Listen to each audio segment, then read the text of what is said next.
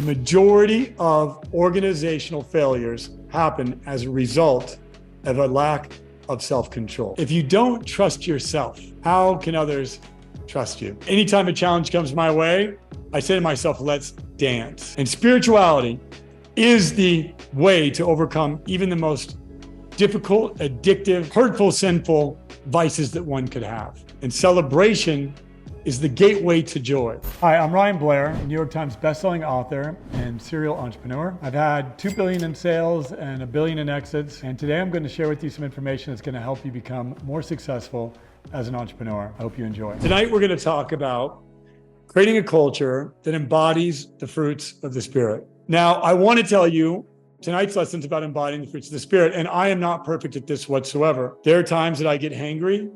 There are times that I get grumpy. There are times that I get impatient. There are times that I emote emotions that are not of the fruit of the Spirit. I'm a work in progress, just like every one of us as spiritual entrepreneurs. And I am learning to embody the fruits more often by the very act of teaching them and what I'm going to share with you here tonight. Now, for those of you that are new to the idea of the fruits of the Spirit, it's pretty simple. In the Bible, it talks about the 9 fruits of the Spirit, which include love, joy, peace, patience, kindness, goodness, faithfulness, gentleness, and self-control. Now, these are virtues that one must cultivate inside of them. And every time you're outside of the fruits of the Spirit, the question that we should ask ourselves is, was I in the fruits of the Spirit in that action, in that moment, in that conversation, in that email that I replied to, or that text message I replied to? Was that the fruits of the Spirit? When I got in front of the group at the Abundance Experience, was that the fruits of the Spirit? When my son woke up and he was grumpy and he didn't want to go to school, and I had a call, a voice lesson, a gym appointment, and I wanted him to go to school on time, was that the fruits of the Spirit? And oftentimes the answer is no, it's not. But that's okay, because when it's not the fruits of the Spirit, that is an opportunity for you to look at yourself, look at your higher self, which is going to operate from the fruits, and then look at your lower self when it's not operating from the fruits, and ask yourself the question of, what do I need to do to embody the fruits of the Spirit in a situation like that? For me, oftentimes it's self-control. I see something happen that I don't like. Perhaps it's an unforced error. The team is making the same mistake over and over and over again. And we've talked about this. And I am being drawn out of patience. And I need to have self-control to continue to be patient and realize that my team is on their own spiritual growth path as well. And I got to pray for them, and I got to work with them, and I got to develop them. And so I use the fruits of the Spirit as a compass for my leadership. And I use it as a compass for us as a company and as a team. And I measure against that. And then I bring it to the team's attention when we are not operating from that place. Now, when you are in the fruits of the Spirit, your organization will have more harmony, more joy, more positivity, and more compassion. The objective of tonight's training is to understand the significance of the fruits in building a positive culture, to explore each fruit of the Spirit and its practical implications, to learn how to assess personal and organizational alignment with the fruits of the Spirit, to identify strategies to foster a culture that embodies the fruits of the Spirit, and implement practical steps to integrate the fruits of the Spirit into daily interactions and decision-making process. I do want to share with you that the fruits of the Spirit are universal. In Hinduism, they talk about vibrating at the frequency of joy. Other traditions talk about happiness or operating from a place of love. The fruits of the Spirit are universal. Now, I'm going to give you some questions to ask yourself tonight. So I suggest you take notes, and I suggest you contemplate on the questions that I propose to you. And if you don't have the answers right away, that's okay, because in your meditation and prayer practice, you can do the work to get clarity on how you're operating within the fruits. To understand the fruits of the Spirit, we're going to break down each one, and then we're going to ask a question. So we're going to start with love. Now, I have entered into a new season of love. I am in a season of romantic love. I've met my soulmate. I'm enjoying this process. It's opening up an entire part of me. So I am learning about the curriculum of love in ways that I never dreamed possible. But I ask myself in this season, even though it's coming very effortlessly in this season, I ask myself, what does it mean to love unconditionally? And it's easy to do it when you have a new romantic connection, and it's real easy to love unconditionally in that scenario. But it can be hard to love unconditionally when you're dealing with people in their lower selves, or when you're witnessing a person make the same mistake over and over, or break their word over and over, or you bring it to someone's attention that they're not operating from their highest selves and they get triggered, or they blame you, or they fail to take responsibility. And we have to ask ourselves, do I really love this person unconditionally? And was that action an action of unconditional love? That doesn't mean that we don't call them forward, because as leaders, it is our responsibility to call those around us forward. And oftentimes the reason why people are not honoring their word, are not doing what they say that they're going to do, or not operating from the highest self is because they don't love themselves. And so it's up to you to shine a light on that. B is joy. How can joy impact individuals and teams? C is peace. How can we create an environment of peace? D is patience. How can patience contribute to better relationships? E is kindness. How can acts of kindness transform culture? F is goodness. How can we embody goodness in our actions? G is faithfulness. How can we foster trust and faithfulness? H is gentleness. How can gentleness enhance communication and collaboration? I is self-control. How can self-control lead to better decision-making? I think the majority of organizational failures happen as a result of a lack of self-control. I think that the most important thing that an organization can embody is self-control. And as entrepreneurs, we often chase the shiny object. We initiate projects without completing them with a high degree of impeccability. We launch products and don't continuously improve them. We hire the first person that walks in our door as opposed to have the self-control to see if there's other individuals that might be better suited for the position. We often do not act with self-control because we so badly want to grow. And oftentimes that person that's knocking on your door for the job interview is an opportunity for you to restrict and say no to this person so that we could say yes to someone else. But if you lack self-control in your personal life, well, how are you going to have self-control in your professional life? We'll dive in deeper into that. Now, some of the questions that we have to ask ourselves to determine if we're in the fruits of the Spirit are as follows. This is a self-assessment. Grade yourself on a 1 to 10, 10 being you are 100% best in the world embodying the fruits of the Spirit, 1 being you have a tremendous amount of work to do and you rarely embody this fruit, if ever. And question number 1 is, am I consistently demonstrating love, kindness, and compassion towards others? Number 2, do I find joy in my work and relationships, even during challenging circumstances? Now go ahead and give yourself a 1 to 10 there. When it's challenging time, do I find joy in those challenging circumstances? One of my favorite principles that's in the Enlightened Entrepreneurs Principles course, one of my favorite principles is around challenges.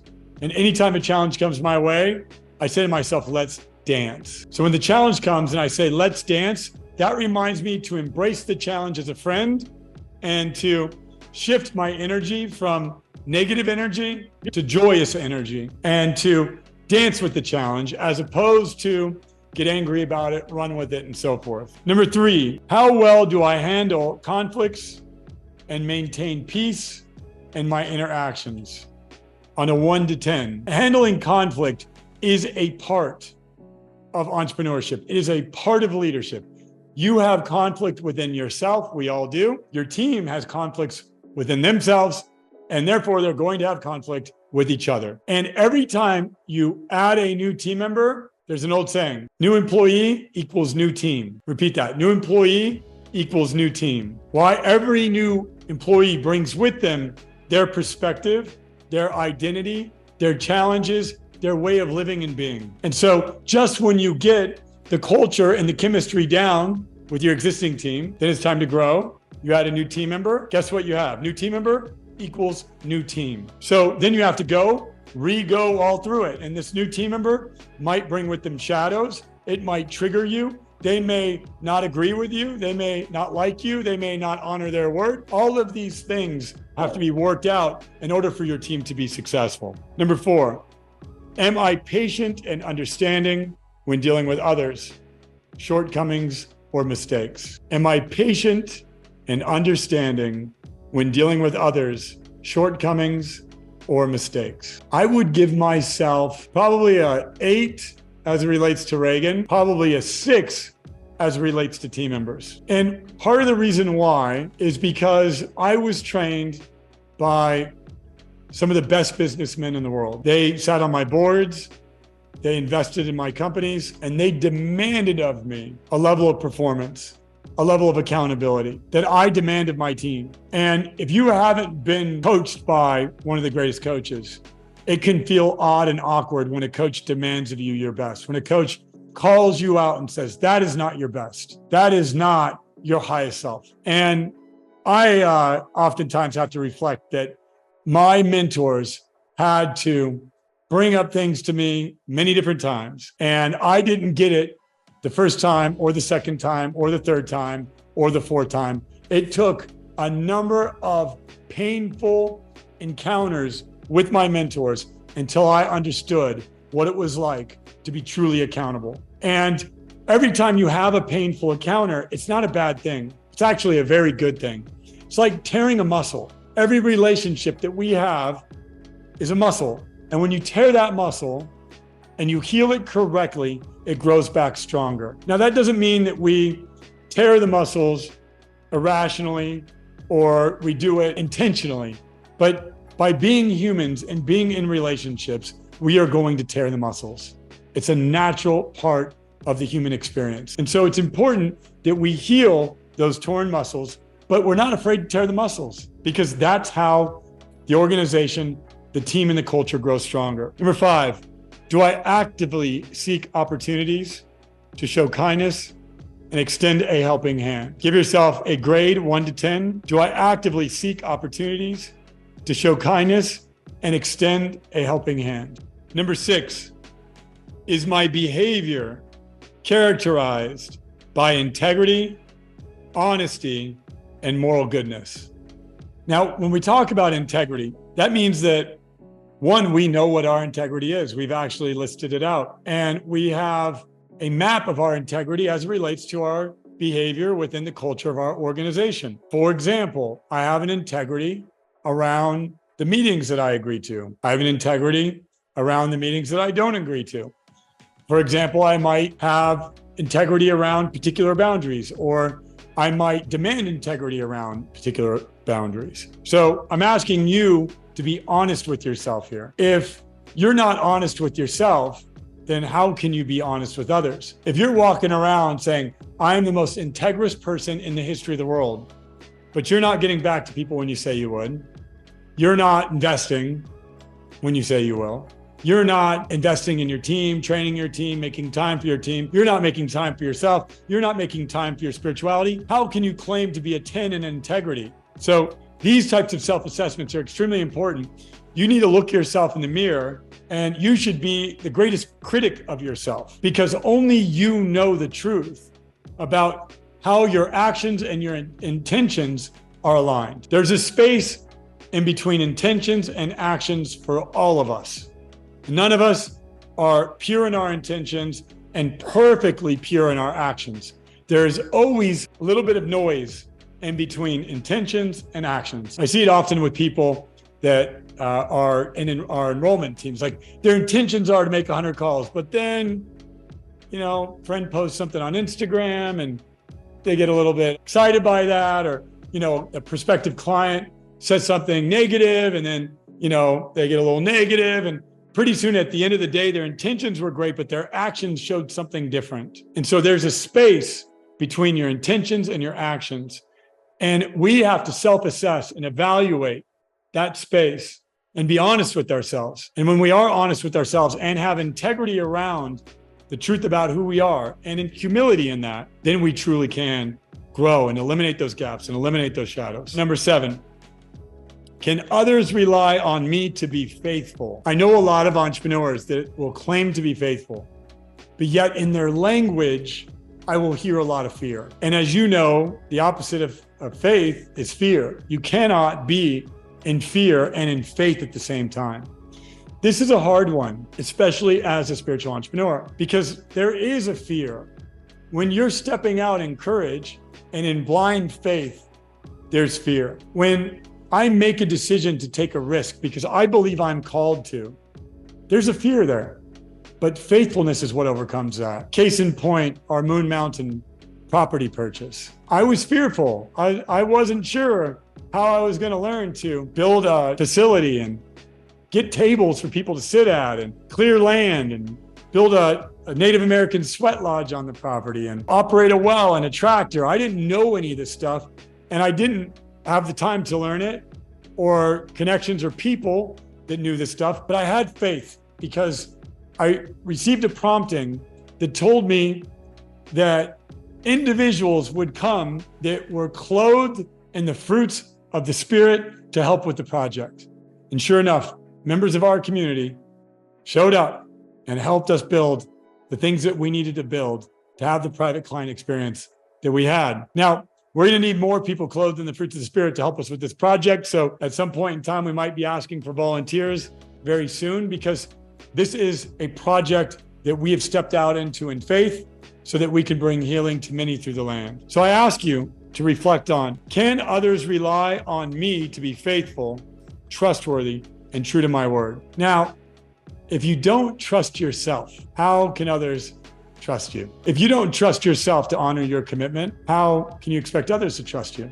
If you harm yourself, you give permission to others to harm you. If you don't trust yourself, people will view you as untrustworthy. And so ask yourself, do I really, really trust myself? If I say to myself, today, I'm going to write up a list of activities, I'm going to prioritize, and I'm going to knock off one by one, and you don't do it, you have broken trust with yourself. And when you model that, your team will also break trust. So it's very important for you to cultivate that faithfulness and that trustworthiness within yourself so that you maintain a true word. Number 8, am I gentle and considerate in my communications and interactions? I'm smiling here because I get triggered too. And I demand excellence of myself. I am my hardest critic. And there are times when I can be harsh and operate outside the fruits of the Spirit. I'm working on it. I'm getting better.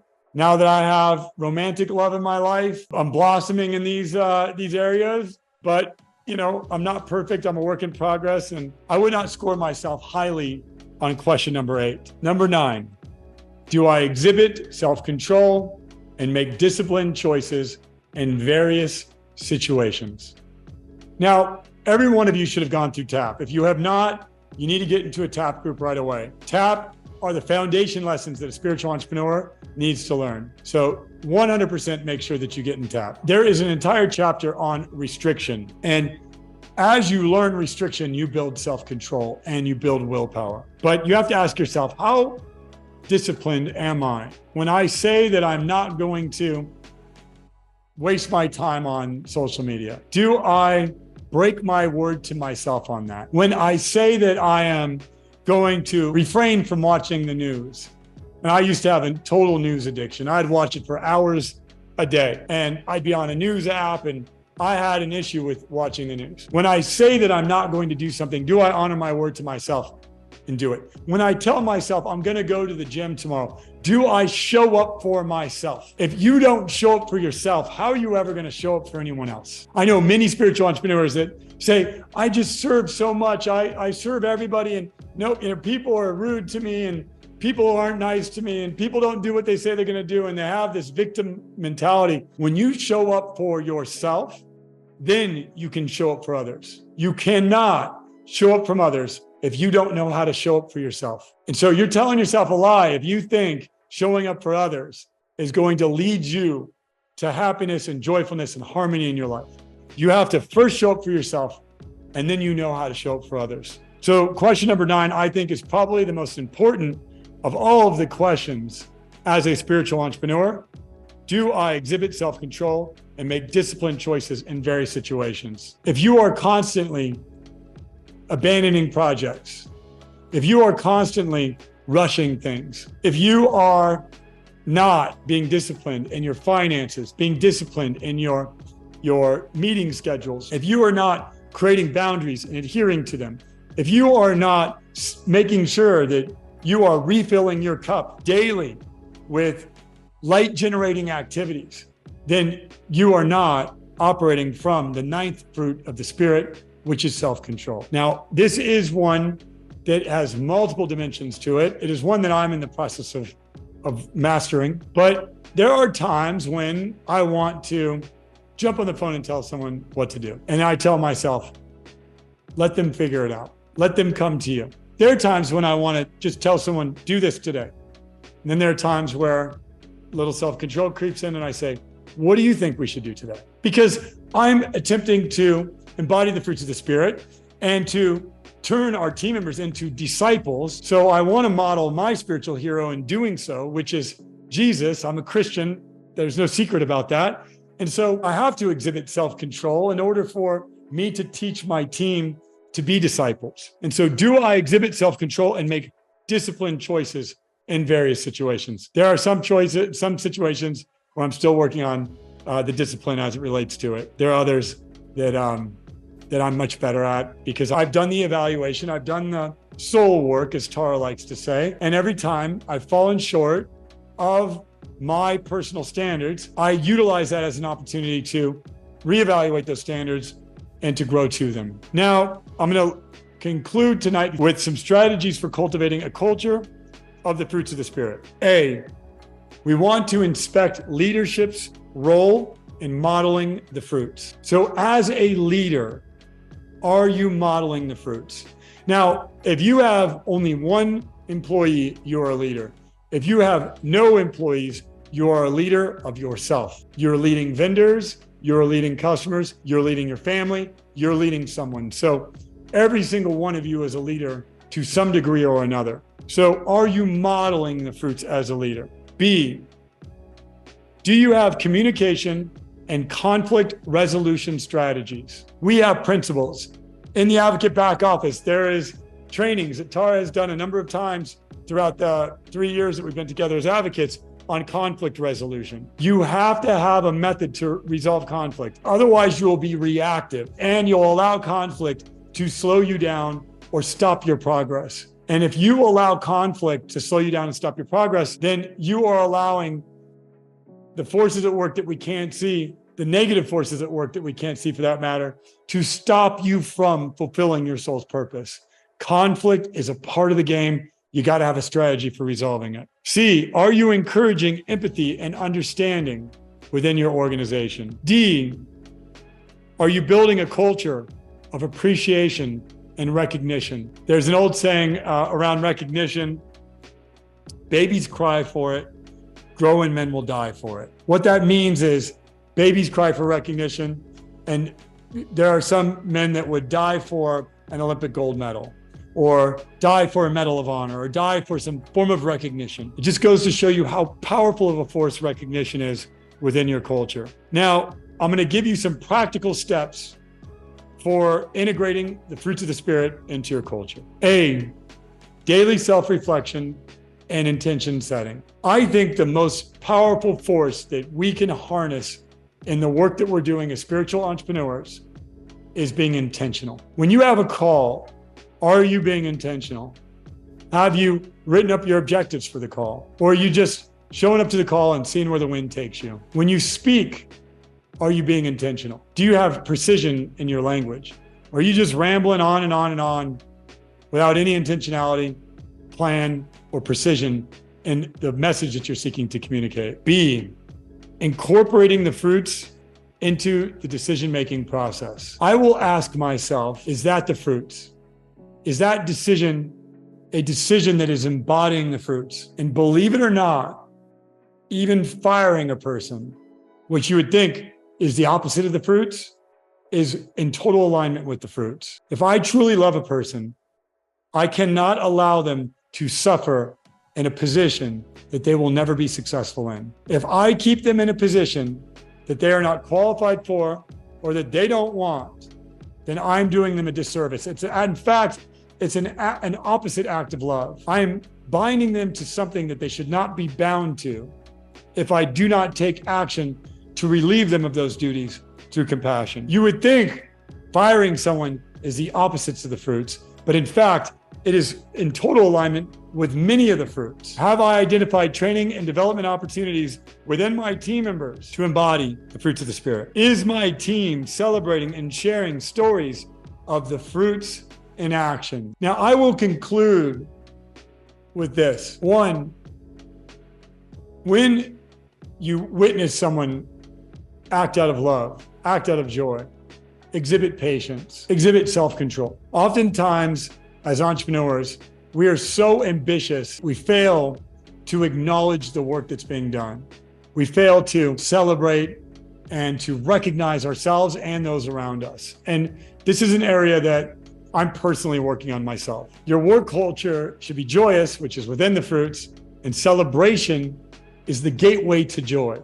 So are you celebrating when your team members exhibit self-control, exhibit love, patience, kindness, goodness, gentleness, faithfulness, and so forth? The other thing that I'll ask you to think deeply about tonight, when I asked you to do a 1 to 10 on the fruits and how well you embodied them, where were you needing the most work? Meaning, which fruit do you feel of the 9 that we talked about tonight? Which fruit do you feel you need to work on the most? The reason why I have the level of discipline that I have now is because I overcame some of the most addictive vices that one can have. I was raised with them. They were in my household from birth. You know, my mom drank and smoked while she was pregnant. My dad was a drinker and a drug addict. So was my mom, my brothers, my sisters. Pornography was in my house. I was brought up in an addictive, vice-filled, sinful environment. Now, both my parents no longer with us. I love them. I feel their spirit with us. I've healed and forgiven them, and I've healed and forgiven myself in these particular areas. So I'm not teaching this from a perspective of self-righteousness by any means. I have made every mistake in the book when it comes to this type of stuff, and I've just learned some formulas, some principles, some practices, and some modalities to overcome these things. And spirituality is the way to overcome even the most difficult, addictive, hurtful, sinful vices that one could have. And I have had a tremendous spiritual intervention in my life. And as a result of that, I'm here today, the man that I am. And so I'm happy to share with you anything that I can about this, because it's my duty to share the lessons that I've learned. I've been through a lot of adversity. And that adversity, because I have gained wisdom from it, has become my spiritual authority. I hope you enjoyed this video. Do me a favor, like, subscribe, share, help boost this video. I want to get the word out about my work, and I could use your help. Thank you so much, and God bless.